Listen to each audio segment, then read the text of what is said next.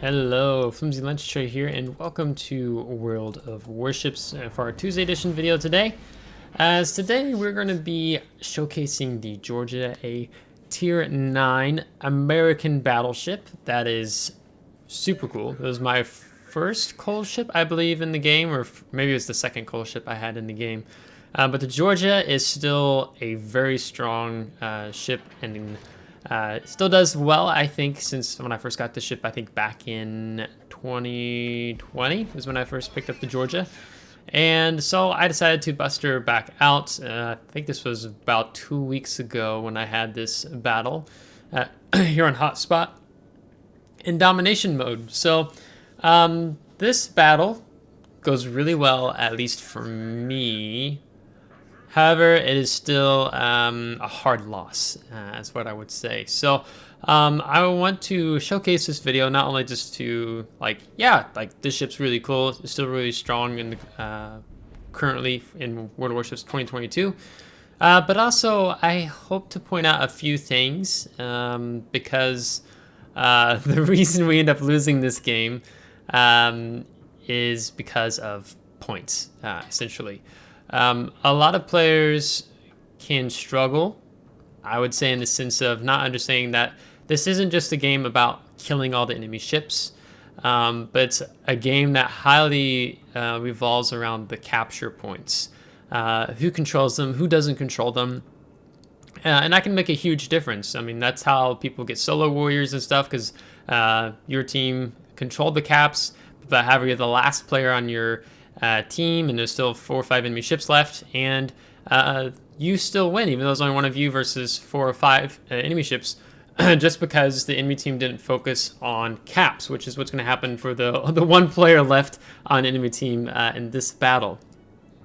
Some division up with Doom. He's in the Nutrishimi, and we have a enemy division here. So I'm wondering how they're going to set up here. And so we have this Cleveland who's been spotted. There's bombers coming in. And I predict that he's going to keep turning around hardcore. He's probably going to overturn. He's not going to straighten out. So I lower my shots, predicting that he's going to do just this. So that's how you pick up a devastating strike in their first blood right off the get-go.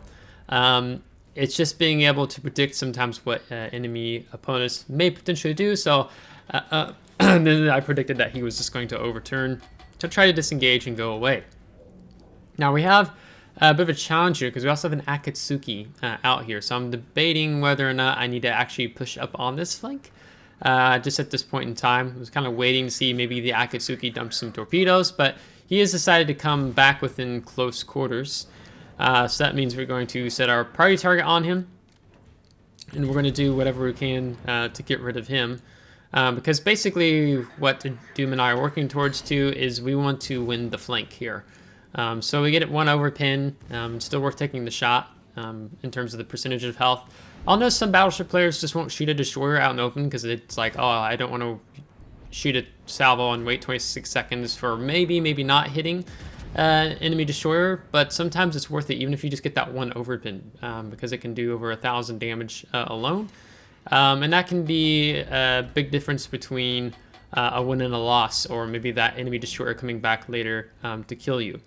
So again, we've picked up the Akatsuki. He's decided to pick a little bit of a gunfight with Doom here. So I'm reversing, trying to get my rear guns on target. So we're going to take a shot again. He's turning, looked like a little bit out and away. And the torpedoes have been detected by Doom.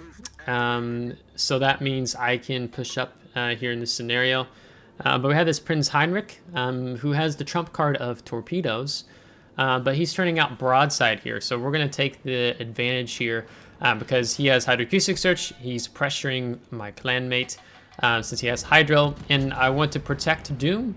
So for me, the natural choice is here. The Akatsuki doesn't pose the threat. It's the Prince Heinrich. So here I'm going to just focus on trying to take out this Prince Heinrich here. So we've turned out preemptively. Also because having a bit more of a firing angle, and it's easier to avoid torpedoes in case Prince Heinrich does, but showing this really nice broadside still. So we're going to try to aim for that again, and our salvo is going to land just on that last midsection of the ship. So another citadel and another ship destroyed, another ship killed off this flank. So now the enemy is down 2 ships, as we still have all ours currently. And now we have the FDG pushing in. And then there's a broadside Tokachi in the background. So my thought process is maybe I can clap him again like I clapped the Cleveland. So Salvo is actually didn't lead him enough. So he's moving a little bit more quicker than I anticipated. So we have our secondaries at least set on the FDG. In the meantime, we have lost a ship, I believe, over on the 2 line. And now this FDG is, look, he's turning out to disengage. So I hold the shot for just a little bit here. So holding the shot until I get more of a broadside means I'm going to be able to do greater capacity of pinning him, which works out great for us. Because FDG has so much of that turtleback armor scheme, it's very hard to citadel an FDG. However, that doesn't mean that we can't get sizable penetration damage if we aim our shots well. So here I'm taking a little bit of a gamble. I am showing broadside. Georgia is vulnerable broadside.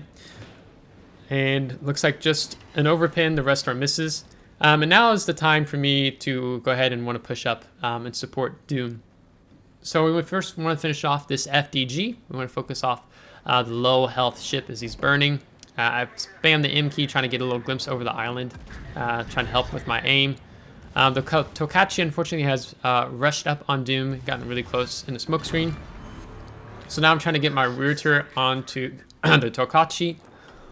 But unfortunately we're going to lose Doom. And the Tokachi is going to go dark.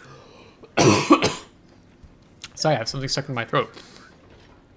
And we've lost our Hipper over on the 1-2 line. So our team is suffering casualties over by A. So it's putting more pressure on us to get things resolved and move up on this flank. Now, if you notice the whole time, I have actually a rather big buff with my team here. And that is no one's been capping C. We've kept all the enemy ships out here on the 9-10 line, yet they have refused to go into the cap. It's like the cap has some sort of infectious disease and they have to stay away from it. So they could have been on the cap over a minute, 2 minutes, 3 minutes, actually even 4 minutes ago they could have been on the cap. So I'm not sure why, but if you kind of find yourself, as a player in a situation, all the enemy ships we have out here on the 9-10 line, there's no one contesting. There's not even a destroyer threat. You just have a CV that's up on the 7-8 line. So there's no reason why our team can't go ahead and actually push in and take C. And actually, this decision alone for the delay of that cap, that alone will cost us the game. Just because of not having that early on cap progress, that point progress. Now we have to deal with a kiting Tokachi, and Tokachi also has these torpedoes. So that's something I have to be mindful of pushing him. I can't allow him to sit up on A9, A10, B9, B10. I have to force him away because I don't want to have to deal with a cruiser that's shooting HE, spamming HE at me from the back. So here we get to pop our engine boost, and we avoid all the torpedoes as we got really close there. So the speed of Georgia is immense. I mean, she has the same secondaries you find on the Massachusetts, the Ohio, and they're just very deadly. So claiming if you get it within that 11.3 kilometer range. So the Georgia's guns are definitely much more accurate than the Massachusetts. Although we're really hoping to try to get a citadel through the deck of the Tokachi, but that's just not been the case yet. So now I'm going to go ahead and change and alter course. If I'm dealing with the kiting cruiser dumping torpedoes, I don't want to stay on the same course. I want to change my direction. I want to change my speed, making it harder for him to predict what I'm going to do. And also turning in allows me to possibly take some less damage from the enemy CV here. So we only take 1 of the 5 skip bombs. So Tokachi has actually turned back around, utilizing the island to draw in the distance. Which I find interesting. I expected him to keep running away. And I also expected him, maybe he dumped some torpedoes as he showed us a lot of broadside going around behind the island.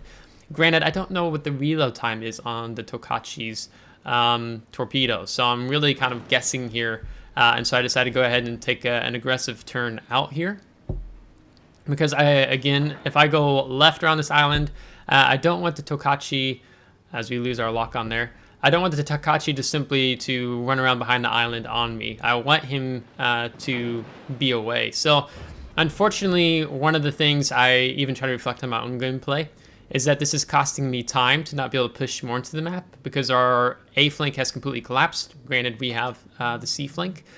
So I need to be able to alter the map control because right now the enemy has more map control than we do. So we still have our engine boost going. I take my time here because I'm wondering, if I turn around now, the torpedoes pop up. So the torpedoes are really doing their job well in the sense of it's forcing me to have this delay tactic as a player in the mindset. I keep expecting torpedoes to come, and now here they finally show up in a widespread, which honestly, widespread can be very questionable.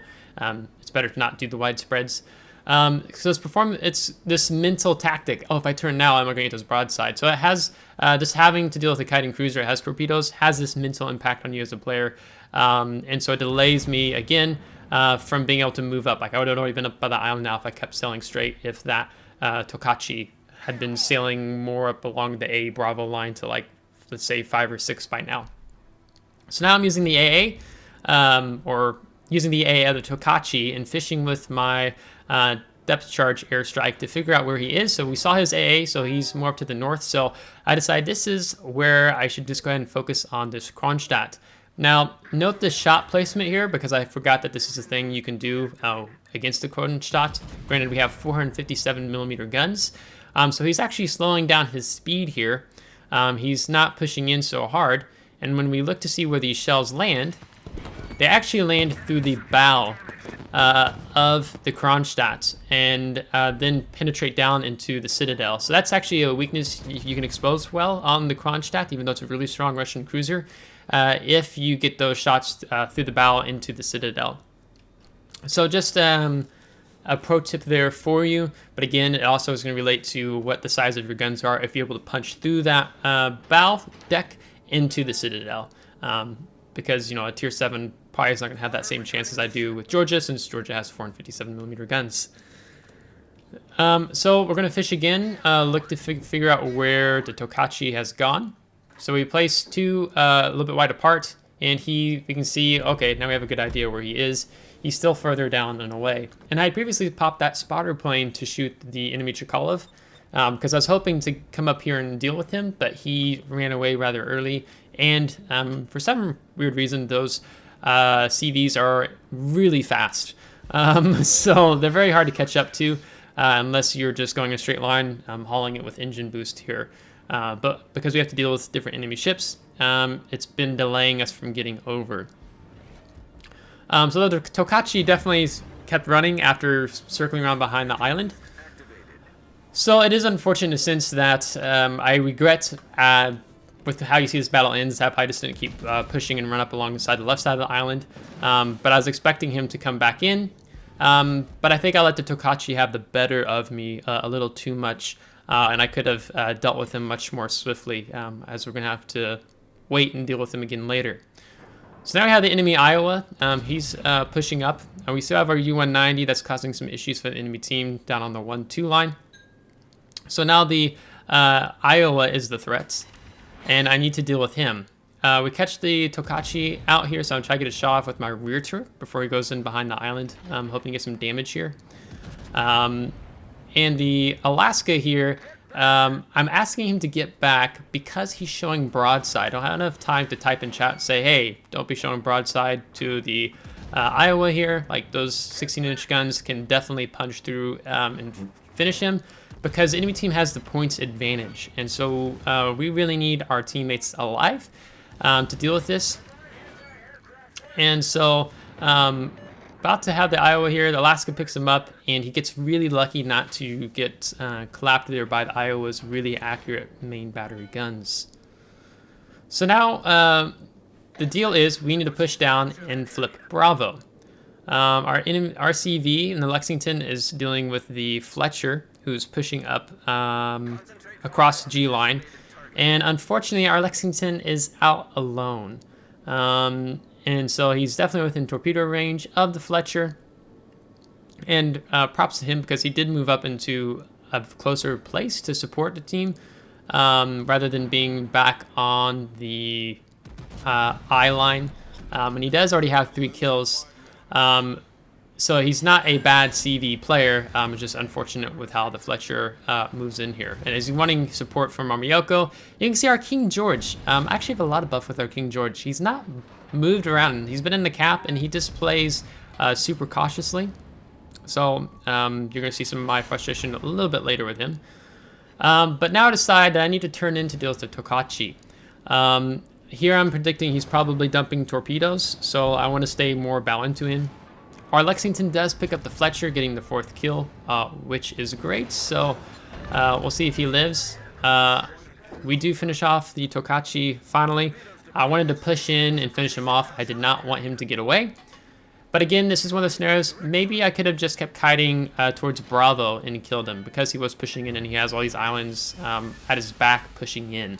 So it could have been I could have kept just sailing to Bravo using my speed to just simply sailing away from the torpedoes, but that's not what we did here in this case. Now we do lose the Lexington, who has, at this point, has picked up 4 kills. So he's killed a third of the enemy team, and we've also killed a third of the enemy team. But now the pressure is on. So it's 2 versus 4, and they're about to win. They're going to win in less than 3 minutes. And so we need to get over into Bravo. So there's enemy Cherbourg, and so I'm hoping to get some shots on him. Our Lexington is using the last of his planes to go in and attack the Cherbourg, but our Miyoko is really low here. So I'm rather concerned for Miyoko, because ideally we want him alive. And if you look on the mini-map, you can see the CV somewhere up around C1, B1, because that's where the planes are coming from that our Lexington spotted.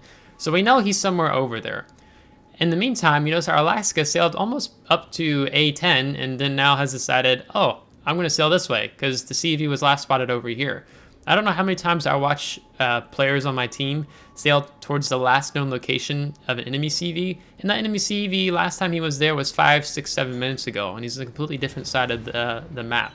So if you are trying to figure out where the CV is, look on your mini-map and see where the attack aircraft of the enemy CV are coming from, and that will give you a pretty good idea of knowing where.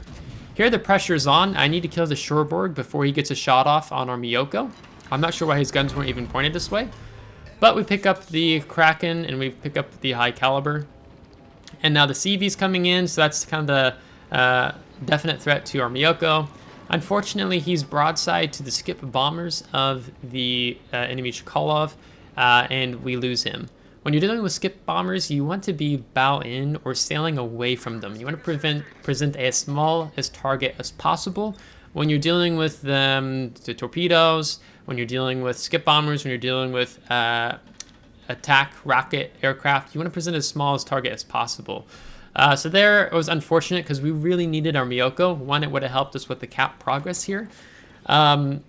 And it would have allowed us to have more points than what we do now, and the enemy team not to have that greater points lead. So in the meantime, a little frustrated with our King George. He's still somewhere over on the 9 line. Not sure if the CV's been focusing him, if that's the reason why he's just felt so pushed away.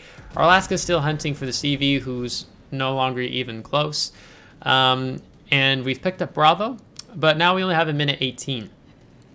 And I still have plenty of health to spare. I even have 2 additional repair parties. So we had plenty of health to utilize. But unfortunately, this is kind of one of those scenarios where you can't be everywhere on the map at once, or you can't always do everything. I mean, I've had some games I've had to do everything, like kill the entire enemy team in a ranked match before. But you can't do everything. So the CV in this scenario, he does the smart thing, which is just to simply run and be nowhere near present in the naval battle. So he says GG, but I can make the comment, it doesn't really feel like it.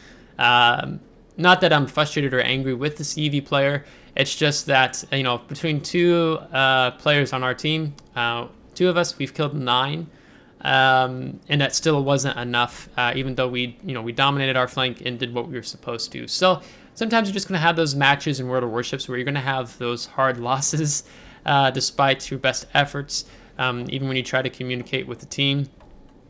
It just is what it is, and you get sometimes the enemy team is just better than your team as well. So as much as someone you might want to get frustrated, angry, send angry direct messages to players after the battle, which I definitely don't encourage or recommend for you to do, even if you have frustrating teammates. So one of the things I didn't mention is we actually had Halsey and we picked up the Confederate, which means we actually had we activated his Confederate talent, and I'm spacing the name of it, but basically our guns were reloading faster, which is quite nice. So 170,000 damage, still a million credits on the loss with the some economic bonuses that we had, and picking up multiple achievements. So myself and the Lexington, 1 and 2, and the King George V, he had 21 plane kills, so it looks like that CV was definitely focusing him. So unfortunately, the mentality was that enemy CV was just forcing the King George away from more of the primary area on the map, where he was really more needed. So he did what he could, I reckon. Here you can see just short of 1 million potential damage. And then here with premium account, this is our take-home earnings here. So Georgia is a fantastic ship. She's really great in World of Warships. She's not available for sale right now, but I imagine Wargaming will make her available for sale again sometime in the future for a limited time only type of sale. They tend to do that with ships they've removed from the game to help generate earnings and a profit. So Georgia is a very good ship. I do recommend picking up. The speed boost of being able to outrun other tier 8, tier 9 destroyers is really funny. So you can run destroyers down with this battleship. She's really strong with these 457mm accurate guns, great secondaries, engine boost, 40-second cooldown on the repair party. So all in all, a great game. As you know, we finished with Death Strike, Confederate, Close Quarters, Kraken Unleashed, First Blood, and High Caliber, but a hard loss here in domination mode on Hotspot. So if you liked today's video, give it a thumbs up. If you didn't, give it a thumbs down. Subscribe if you do want to see more. If you're subscribed, thanks so much. I really appreciate it, and we'll catch you next time. Take care.